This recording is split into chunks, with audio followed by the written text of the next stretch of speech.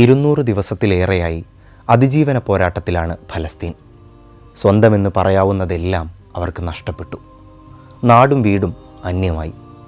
ഒരു ടെൻറ്റെങ്കിലും തരൂ എന്നാണ് ഗസയിലും റഫയിലുമുള്ള കുട്ടികളിപ്പോൾ ആവശ്യപ്പെടുന്നത്. 35,000-ഓളം മനുഷ്യരെ നഷ്ടപ്പെട്ട ഫലസ്തീനു വേണ്ടി ഇപ്പോഴിതാ കലാലയങ്ങൾ നിരത്തിലിറങ്ങിയിരിക്കുന്നു. കൊളംബിയ, ന്യൂയോർക്ക്, MIT, യേൽ തുടങ്ങിയ അമേരിക്കൻ കലാലയങ്ങളിൽ നിന്നാണ് ഈ പ്രതിഷേധങ്ങൾ ആരംഭിച്ചതെങ്കിലും ലോകം മുഴുക്കെയുള്ള ക്യാമ്പസുകളിലേക്കിപ്പോൾ ഈ പ്രതിഷേധം പടർന്നുകൊണ്ടിരിക്കുന്നു. ജർമ്മനി, ഫ്രാൻസ്, ഓസ്ട്രേലിയ തുടങ്ങിയ രാജ്യങ്ങളിലെ കലാലയങ്ങളും ഫലസ്തീനു വേണ്ടി ഐക്യദാർഢ്യ സമരങ്ങളുമായി മുന്നിലുണ്ട്.